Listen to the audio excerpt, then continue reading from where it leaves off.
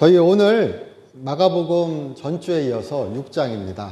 마가복음 6장, 오늘은 14절부터 29절까지 좀 길게 읽었습니다. 그리고 읽은 내용 중에 다 같이 읽으셨으니까 침례 요한의 사형 이야기가 있고요. 회상이죠. 근데 이렇게 본문을 한번, 우리 성경책 본문을 한번 보시면요, 14절 전에 마가복음 6장 12절 13절 보시면은 제자들이 나가서 회개하라 전파하고 많은 귀신을 쫓아내며 많은 병자에게 기름을 발라 고치더라. 제자들을 파송하는 이야기가 나오죠. 우리 전주에 6장 1절부터 13절까지 했었습니다. 앞에 1장 1절부터 6절까지를 좀 더 위주로 우리 얘기를 했었고요. 고향에서 그렇게 배척받으신 이야기, 믿지 않음을 이상히 여기셨다, 그런 이야기를 했었습니다. 그리고 제자들을 파송하신 이야기가 나오고요. 그 다음에 오늘 읽은 본문이 나오고, 쓱 가셔서 6장 30절을 보시면은 6장 30절에 사도들이 예수께 모여 자기들이 행한 것과 가르치는 것을 낱낱이 고하니. 우리 아까 12절 13절 읽으셨죠? 제자들을 파송하셨다고요. 그리고 그들이 예수님의 권위 아래, 그가 명하신 그 능력 아래 그렇게 귀신을 쫓고 기름을 발라 병자를 고치고 하나님 나라의 복음을 전하였다. 이런 얘기가 앞에 나왔죠. 그리고 갑자기 침례 요한 얘기가 나오고, 그 다음에 30절에 제자들이 돌아온 얘기가 나오죠. 그러니까 우리가 얘기가 원래 얘기를 쭉 하다 보면 쭉 이어져야죠. 근데 갑자기 침례 요한 얘기가 나오죠. 우리 보통 그러면 이야기가 튄다 그런 경우 있죠. 막 두서없이 이야기하는 경우, 이야기가 튀는 경우, 그건 정리가 안 돼서 그런 거죠. 막 얘기하다가 갑자기 이게 생각나요. 그래서 이 얘기하다가 그런 경우 있죠. 근데 성경은 그렇진 않잖아요. 분명히요. 그러니까 이렇게 쭉 이야기하다가 갑자기 딴 게 나올 리가 없는데, 보통 마가가 성경을 기록할 때 이런 방법을 종종 사용합니다. 그러니까 삽입이라 그래요. 샌드위치 기법이라 그러는데, 양 끝에 땅덩어리가 있고요. 안에 이렇게 다른 이야기를 집어넣는 거예요. 그러면은 이야기가 딴 이야기 하는 것 같은데 그게 아니라 이 두 이야기를 서로 섞어서 해석하라는 거예요. 서로 같이 읽으라는 거예요. 일부러 따로 떨어뜨려 놓는 게 더 자연스러운데, 오히려 마가복음에서는 1장에 침례 요한의 얘기가 잠깐 나옵니다. 그리고 이미 그가 그렇게 침례 요한 이후에 예수님께서 사역을 전한 이야기가 이미 마가복음 1장에서 얘기 끝났거든요. 그런데 제자들을 파송하는 이야기가 나오고, 갑자기 침례 요한이 어떻게 갇히고 어떻게 죽었는 이야기가 나와요. 그리고 제자들이 돌아온 이야기가 나오고요. 그러므로 이렇게 중간에 침례 요한의 이야기가 나오는 것은 아마도 제자들이 또는 우리들이 주님의 복음을 전할 때 그런 핍박이 있을 것이다. 그런 핍박이 항상 있지는 않을 테지만 언제나 환영받는 것은 아닐 것이다. 침례 요한이, 그리고 또한 물어보는 거죠. 침례 요한의 길을 걸을 것인가? 아니면 오늘 우리 읽은 본문에 헤롯 안티파스나 아니면 헤로디아의 길을 걸을 것인가? 이것을 우리에게 묻고 우리에게 생각해 보라는 본문일 수 있습니다. 그래서 일부러 그렇게 제자들의 파송 가운데 침례 요한의 이야기가 들어가 있습니다. 그리고 또한 침례 요한은, 우리 성경을 읽다 보시면요, 침례 요한은 누구인가? 예수님의 길을 준비하는 자라고 성경은 이야기하죠. 그리고 침례 요한은 예수님을 만나서 그렇게 얘기하죠. 나는 당신에게 이 세례를 줄 수 있는 사람이 아니다. 예수님이 세례를 받고자 하시니까요. 나는 물로 세례를 주지만 그는 성령으로 세례를 주실 뿐이다. 그리고 나는 당신의 신발끈도 매기 어려운 사람이다. 힘든 사람이다. 당신은 그런 대단한 분인데 내가 어떻게 당신에게 그렇게 세례를 줄 수 있겠느냐? 이야기하는 사람이 침례 요한이잖아요. 그러니까 예수님과 침례 요한은 우리 사회적으로 얘기하면요, 경쟁하는 관계처럼 보이기도 했대요. 예, 우리 사도행전 한번 나중에 기억해 보시면요, 사도행전 19장쯤에 사도 바울이 사람들을 만나는데 세례를 아느냐 그렇게 물으니까 요한의 세례밖에 모른다 그러죠. 예수님 이후에 예수님 십자가에 죽으시고 부활하시고 승천하시고 한참의 세월이 흐른 다음에도 그들은 예수님의 세례를, 예수님의 그 제자들이 한 세례를 아는 것이 아니라 침례 요한의 제자들인 거예요. 여전히 그의 이야기가, 그의 영향이, 그의 가르침이 유대인들 사이에 많이 있었던 거예요. 그리고 지금 바로 확인해 보셔도 되는데 요한일서 3장에 22절이나 26절 사이에 보시면은 그런 침례 요한의 영향력에 대한 이야기가 또한 나와 있습니다. 그러니까 사람들이 자꾸 오해해요. 침례 요한과 예수님을. 예수님이 더 뛰어나신 분이죠. 오늘 우리 읽은 본문은 아니지만 성경에서 또한 그렇게 이야기하거든요. 예수님은 하나님의 아들이시죠. 그리고 침례 요한은 그런 하나님의 아들의 오심을 준비하는 자라는 것은 성경에서 명확히 계속 얘기한 것 자체가 그런 오해가 종종 있었다. 그런데 지금 오늘 본문에서 그렇게 침례 요한의 죽음의 이야기, 그런 어떤 그런 핍박의 이야기가 나오는 것, 고난받는 얘기가 나오는 것은 또 다른 면에서는 예수님에 대한 어떤 예수님의 죽으심과 십자가에 달리심과 그런 그의 고난과 핍박에 대한 예고편 같은 거예요. 우리가 다 알죠. 너무나 자연스럽게 주님께서 십자가에 죽으시고 우리를 위하여 죽으셨다는 것, 하나님이 일으키셨다는 것. 그런데 그런 핍박과 그런 어떤 고난의 이야기가 침례 요한의 이야기 가운데 미리 이렇게 예고되는 것, 보여지는 것 중에 또 오늘 이야기가 같이 있습니다.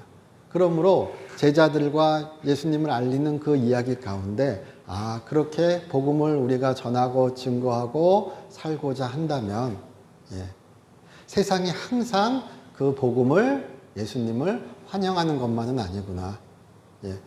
각자의 생각과 각자의 욕심과 혹은 각자의 사상과 세계관에 따라서 복음을 압박하고 혹은 거부할 수 있고 그렇게 할 수 있는 것이 세상이구나.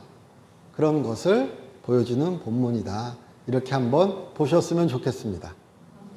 내가 이렇게 좋은 것 갖고 있는데 왜 그래? 안 그렇다니까요. 우리가 속으로 그러죠. 너한테나 좋지. 제가 예전에 그런 생각이 있었거든요. 어릴 때는 못 모르고 갔죠. 좀 나이 들었으니까 이런 표현이 좀 그런데 엄마가 데리고 가니까 가는 거죠. 제가 50 넘어서 이런 얘기 하지만 엄마가 데리고 가니까 간 거죠. 거부하고 싶어도 거부할 수 없죠. 끌려간 거죠.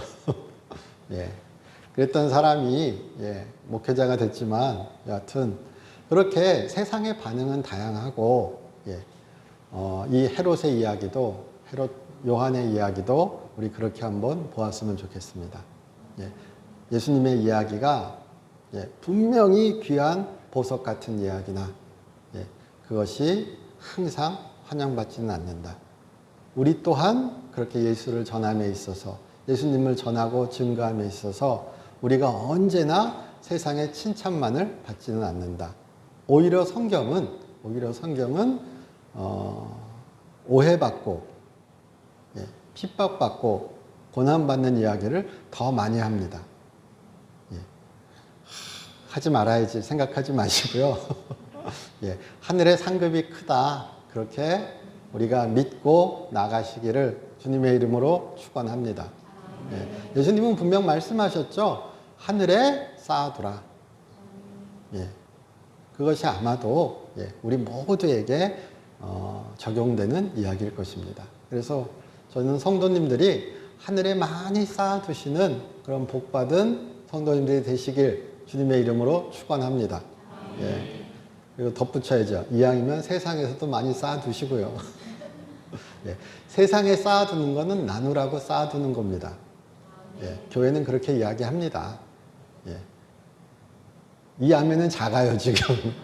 제가 느꼈어요. 예. 하늘에 쌓아두세요. 그럴 때는 어차피 하늘 가야 보니까.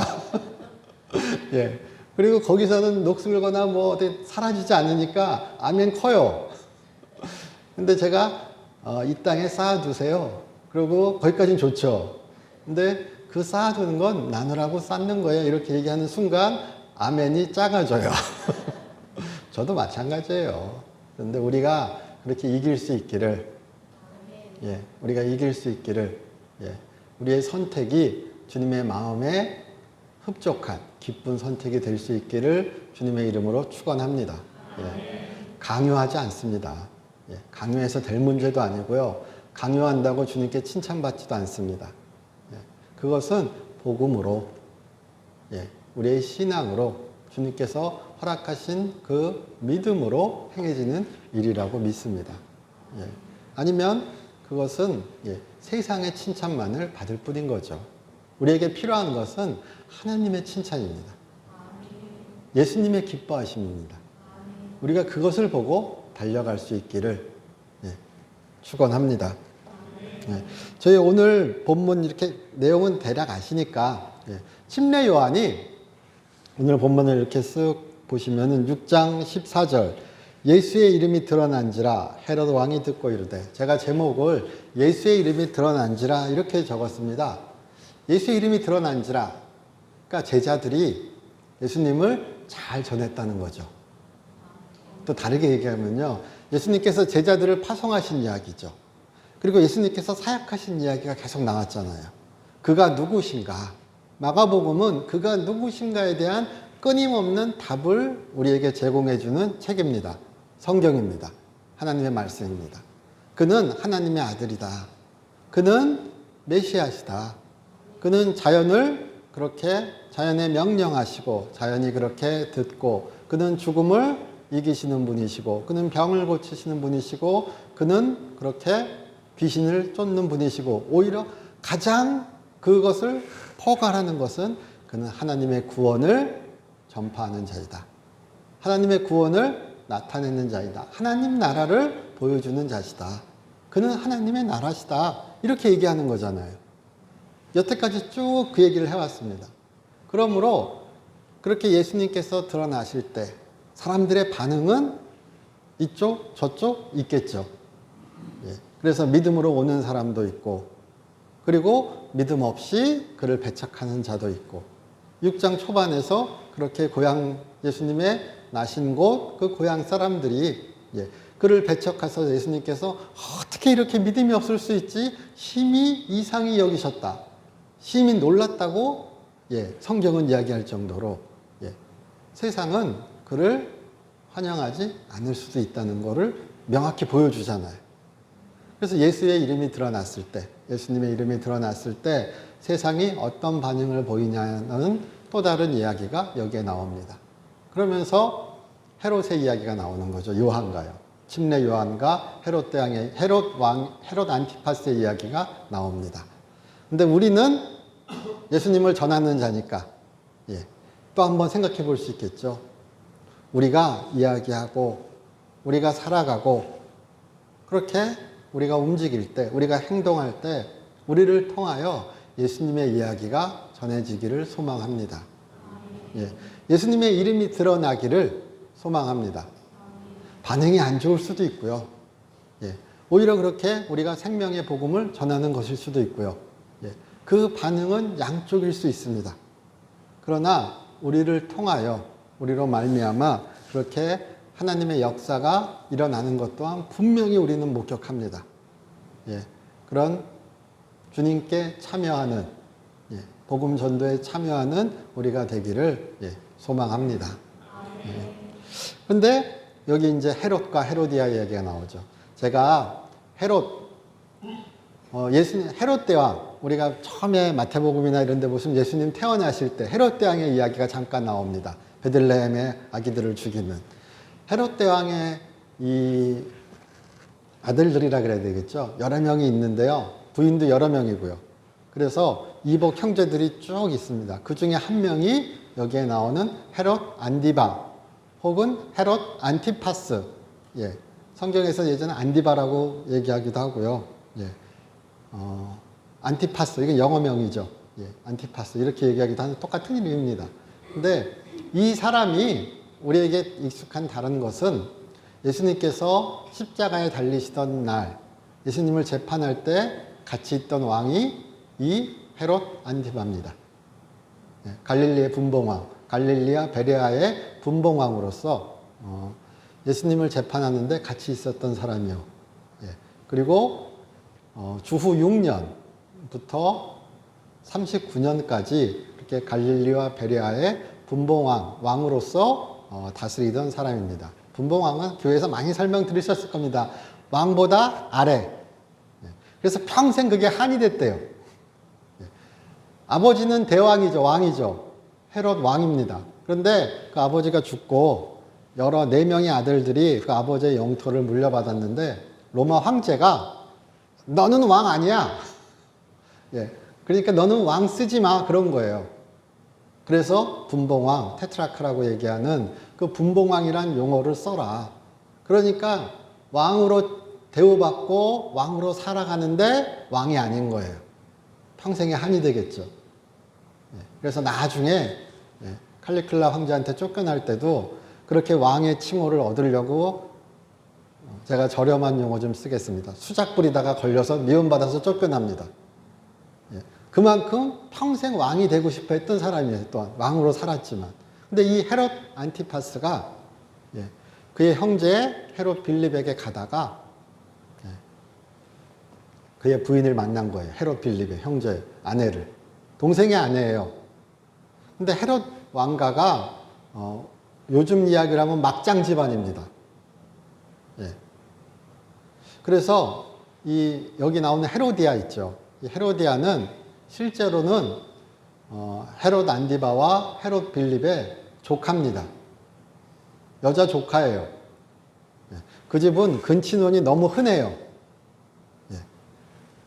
여자 조카인데 헤롯 빌립이 먼저 여자 조카와 결혼하고, 근데 이 헤롯 안디바가 헤롯 동생을 만나러 갔다가 이복 동생을 만나서 이복 동생의 부인을 보고 반한 거예요. 근데 이복 동생의 부인이 제가 뭐라 그랬죠? 조카라 그랬죠. 예. 그러니까 조카를 만나서 그렇게 부적절한 사랑이 꽃피우고, 본인도 결혼했죠. 그러니까 이혼해야죠.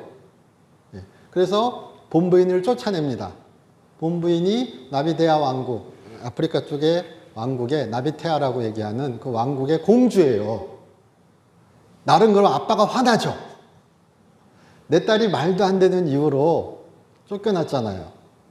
그래서 아빠가, 아빠라 그러면 이상한가요? 그 왕이 아미테스인가요? 제가 정확한 명칭이 기억이 안 나네요. 그 왕이, 아버지가 이혼한 부인의 아버지가 헤롯에게 전쟁을 걸어요. 그래서 크게 박살납니다. 로마가 간신히 살려줘요. 그만큼 그는 왜 그런데 그렇게 헤로디아를 만났을까, 조카를. 사랑에 빠지기도 했고요. 이 헤로디아라는 여성이 그 전에 유대 왕국 하스모니아는 왕조의 혈통이에요. 그러니까 내가 이 여자와 이 조카와 결혼하면 땅도, 내가 못 가진 땅도 얻을 수 있고 정통성도 다시 가질 수 있고 진짜 왕이 되겠구나. 여러모로 다 좋죠. 정치적 이익도, 내 소망도, 내 사랑도 다 가질 수 있죠. 뭐만 하면 돼요? 눈만 한번 질끈 감으면 돼요. 내 양심의 소리만 딱 다듬으면 돼요. 그래서 그렇게 했다가 험난한 삶을 이제 살게 되는 거죠. 그런 헤롯 안티파스입니다. 헤롯 안디바입니다. 그리고 여기 나오는 헤로디아가 그렇게 이 여성도 대단한 게 두 명의 삼촌과 결혼하게 되는 거죠. 근데 헤롯 왕가의 혈통이 그렇습니다. 우리가 지금 시각으로 보면 막장도 이런 막장이 없을 정도로 그렇게 막 복잡하게 얽혀 있습니다. 서로 간에. 갑자기 딴 얘기 한 것 같아요. 그런데 세례 요한이, 침례 요한이 그 모습을 보고 이거 아니다. 예. 분명히 율법에서는 우리가 형사치수라고 얘기할 때는 형이 죽고 형의 부인이 혼자 남았을 때, 예. 그때 그렇게 형수와 결혼할 수 있는 것이지, 그건 삶의 방책을 위해서 그렇게 하라는 거였잖아요. 그런데 그런 율법에서조차도 동생의 부인과는 결혼하지 못하게 했습니다. 예. 그러니까 율법이 아니다라고 침례 요한이 막 비난했나 봐요. 예. 그랬더니 헤로디아라는 사람이 한 성격하는 거죠. 예. 생각해 보시면, 그러니까 이혼하고 다시 그렇게 형제 사이에 결혼하겠죠. 웬만해가지고는 이런 거 안 되죠. 아무리 로마 시대의 여건이 그래도 있었다, 요즘 시대와 비교해서는 낮았다 그래도 로마 시대 귀족 여인들은 그래도 상당히 여성의 어떤 권리를 누렸습니다. 귀족으로서. 예. 이 대단한 성격의 사람이 침례 요한에 막 떠드는 이야기가, 그의 비난이 마음에 안 드는 거죠. 예. 그래서 오늘 우리 읽은 본문에 보면은 헤롯 안티파스가 그를 구금하고 보호하였다 그랬죠. 헤로디아가 원한을 가지고 죽이려고 하니까요. 그런데 헤롯 안티파스의 오늘 본문에 이렇게 쓱 한번 보세요. 그러면은 19절, 헤로디아가 요한을 원수로 여겨 죽이고자 하였을 때 하지 못한 것은 헤롯이 요한을 의롭고 거룩한 사람으로 알고 두려워하여 보호하며 또 그의 말을 들을 때 크게 범민을 하면서도 달갑게 들음이러라. 제가 이 본문을 볼 때마다 참 드는 생각이요. 사람은 복잡해요. 사람은 참 복잡해요. 흙과 백으로 명확하지 않아요. 막 섞여 있어요. 이 사람도, 헤롯 안티바도요, 세례 요한 하는 얘기가 좋대요. 옳은 얘기 하는 줄 안 돼요. 그가 의인인지도 안 돼요. 그리고 그가 얘기할 때 기분 나쁘기도 해요. 그러면서 또 그러겠죠. 너 잘 되라고 하는 이야기야. 보통 이런 이야기는 기분 나쁘죠.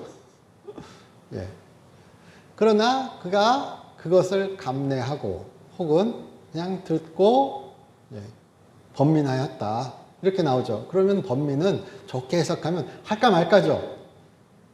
고칠까 말까, 변화될까 말까. 그의 심정에 많은 울림이 있었다는 이야기잖아요. 좋게 생각해주면 그렇잖아요. 그러나 하지 않았죠. 우린 이야기를 알죠. 그는 끝까지 번민했으나 변하지 않았죠. 그러면요, 우리가 뭐라고 얘기할까요? 예수님께서 씨 뿌리는 자의 비유 또는 뭐 4가지 밭의 비유 우리가 얘기할 때 그런 얘기하죠. 씨를 뿌립니다. 길가에 뿌려진 씨는 새가 와서 그냥 바로 그냥 물어가죠. 헤로디아 같은 사람이죠. 뭐 묻고 따지고 할 것도 없습니다. 그냥 그런 사람입니다. 그러나 가시덤불이나 뭐 바위도 좋고요. 가시덤불에 뿌려진 사람은 예수님께서 비유를 풀어주실 때 그렇게 얘기하잖아요. 세상의 염려, 재물에 대한 염려, 그런 것들 때문에 자라지 않는다고요. 그렇죠. 헤롯도 아마 그의 욕심, 그의 욕망, 그의 권력, 이런 많은 것들이 그의 신앙을, 그의 마음을, 그의 양심을 붙잡았겠죠. 그리고 저는 그렇게 생각합니다. 우리도 그렇게 헤롯이랑 많이 다르지 않는 경우가 꽤 많이 있습니다. 헤로디아 같은 사람은 막상 그렇게 많지 않아요. 아우, 저 태생부터 그냥 많지 않습니다. 그러나 저를 포함하여 우리는 많이 번민하고 근심하고 그 얘기 옳습니다 하고 듣고, 그러나 가만히 있습니다. 그리고 마지막 순간에 우리와 아마 헤롯 안티바의 가장 큰 차이는, 그래도 우리는 마지막에 옳은 결정을 내릴 것이라고 믿습니다. 그렇게 되기를 소망합니다. 예. 헤롯 안디바는 실패했죠. 예. 심히 근심한지라 번민한지라. 예. 그러나 그의 근심은, 그의 번민은 그의 양심을, 그의 신앙을 움직이지 못했죠. 예. 우리 맨날 그런 얘기하죠. 믿음이 역사합니다. 예. 그런데 이 우리의 욕심이 얼마나 대단한지, 예. 옳은 얘기인 줄 알아도, 예. 바른 길인 줄 알아도, 예. 그 믿음이, 예. 우리를 붙잡지 못할 때가 있다는 것 또한 우리는 인정해야 됩니다. 예. 우리의 욕심이 그만큼 집요하고, 예. 그만큼, 예. 사악하다, 탐욕스럽다는 것 또한 우리는 인정해야 됩니다. 그럼 거기서 포기하느냐? 그것이 아니라요, 더욱더 주님께 달려가야죠. 내가 안 되니까요. 나 혼자는 되지 않으니까요. 더욱더 주님을 붙들고 주님께 나아가고 매달리고, 예, 그러면서 주님께서 나를 일으켜 주시기를, 예, 나를 변화시켜 주시기를 끊임없이 그에게 간구하고 그와 함께 하시기를 주님의 이름으로 축원합니다. 예. 혼자 사는 사람은, 예, 세상은 혼자 사는 거 아니다 그러죠. 예. 살아보니 그렇죠. 그럼 저는 그렇게 말씀드릴게요. 그렇습니다. 세상은 혼자 사는 게 아니라 주님과 함께 사는 겁니다. 예. 예. 아멘 한 분 하셨어요. 예. 주님과 함께 사는 세상은, 예, 다른 세상일 겁니다. 예. 예. 이 세상에 사나 하늘의 삶을 사는 사람일 겁니다. 예. 침례 요한처럼, 예.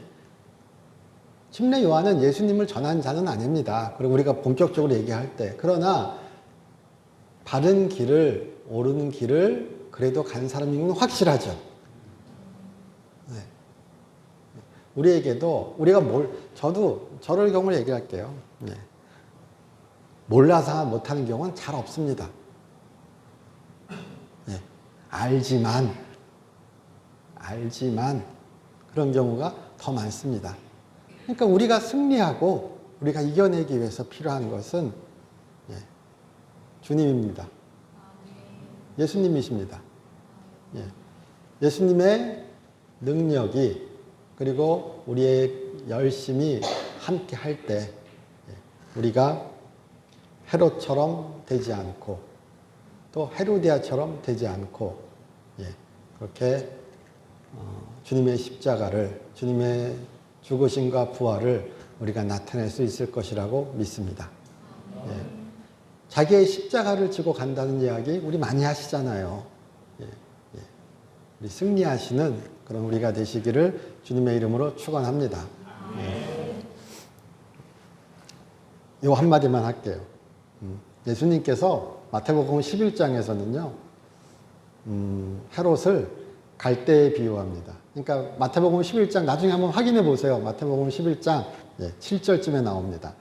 너희가 왜 나에게 왔냐? 침례 문제. 너희가 왜 저 선지자 보러 갔냐? 광야에 왜 나갔냐? 그렇게 할 때 너희가 갈대를 보러 갔느냐? 바람에 부는, 아니면 부드러운 옷 입은 자를 보고 광야에 왔냐? 아니다. 너희 선지자 보러 오지 않았느냐? 막 그렇게 말씀하십니다. 그래서 그 왕국에 있는 사람, 대표적인 사람은 누구죠? 헤롯이죠. 헤롯 안디바. 예. 바람에 흔들리는 갈대. 예, 딱 맞죠? 예. 그리고 누가복음 13장에 나중에 한번 확인해 보시면요, 바리새인들이 예수님에게 와서 그렇게 얘기합니다. 헤롯 안디바가 당신을 죽이려고 합니다. 예, 피하세요. 그랬더니 선지자는 그렇게 배척받고, 예, 그렇게 환영받지 못한다 말씀하시면서 저 여우가 이렇게 얘기하십니다. 저 여우가 누구죠? 헤롯 안디바죠. 그러니까 예수님이 공히 헤롯 안디바에 대해 뭐라고 말씀하셨다고요? 저 인간은 갈대요 여우다. 예. 그래도, 예, 우리는 그렇지 않기를 주님의 이름으로 소망합니다. 예. 하나님의 역사하심은 그 모든 것을 이길 수 있습니다. 예. 저희 기도드리겠습니다. 하나님, 저희 사랑하여 주심을 감사드립니다. 저희 주님과 함께하게 하여 주시옵시고 주님의 기뻐하시는 제자 되게 하여 주시옵소서. 주 예수 그리스도의 이름으로 기도드립니다.